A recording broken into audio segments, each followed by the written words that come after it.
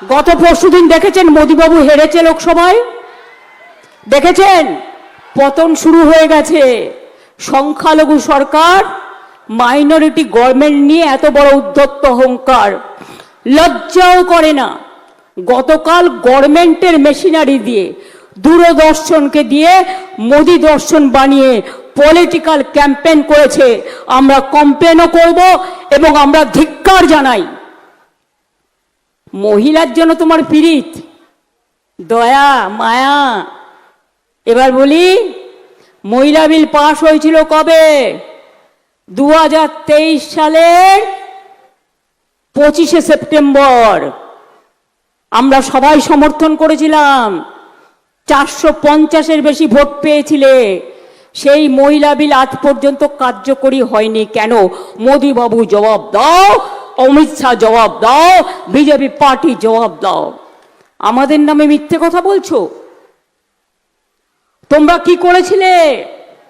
মহিলা বিলটাকে আলাদা না করে, এক বিল কবার পাস হয়, কবার করে মহিলা বিলের সাথে তোমরা ডিলিমিটেশন যুক্ত করে দিয়েছিলে।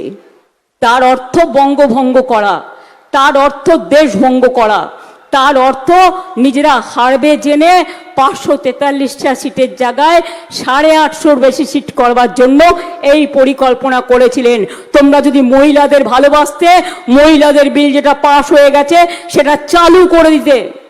কোনোদিন বিজেপি করবে না। আবার করো, সমর্থন দিয়ে দেবো। মহিলা বিলের জন্য আমরা পুরোপুরি মেয়েদের সাথে আছি। শুনুন, আমরা বলি না, করি। একমাত্র রাজ্য বাংলায় আমার লোকসভায় 37%, 33 নয়, 37% আমার ইলেক্টেড মহিলা আছে। তোমাদের নাক কান মুলে নাক খত দেওয়া উচিত। আর আমার রাজ্যসভায় যেখানে পার্টি নমিনেট করে, আমার 46% মহিলা আছে। আর তোমাদের পার্টিতে দেখাও কত পার্সেন্ট। তোমরা মহিলাদের টিকিট দাও না, খুব কম দাও, হারা সিটে দাও, জেতা সিটে দাও না। আর মহিলাদের তোমরা কেয়ার করো না। কালকে দূরদর্শনে ভাষণ দিয়ে মিথ্যে কথা বলেছো। মাননীয় প্রধানমন্ত্রী, আমি আপনাকে চ্যালেঞ্জ করছি, আপনি কি করে চেয়ারে থেকে, যখন একটা রাজ্যে ইলেকশন চলছে, সরকারি মেশিনারি ইউজ করে আপনি ইললিগাল কাজ করেন, পলিটিক্যাল ক্যাম্পেইন করেন?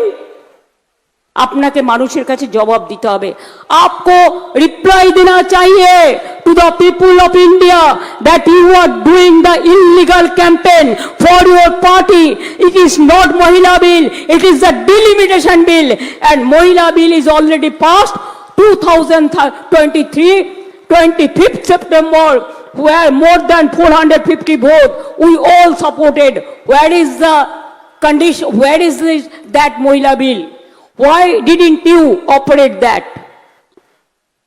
Why didn't you identify that and notify that?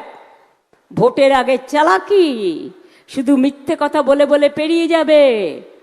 আর দূরদর্শনে বক্তৃতা দেবে, এমনকি স্কুল স্টুডেন্টদের কাছেও। লজ্জাও করে না। বিজেপি পার্টি থেকে সিবিএসসি স্কুলে প্রচারপত্র পাঠিয়ে বলা হয়েছে আমাদের সমর্থন দিন। কোন জায়গায় গেছে বুঝতে পারছেন?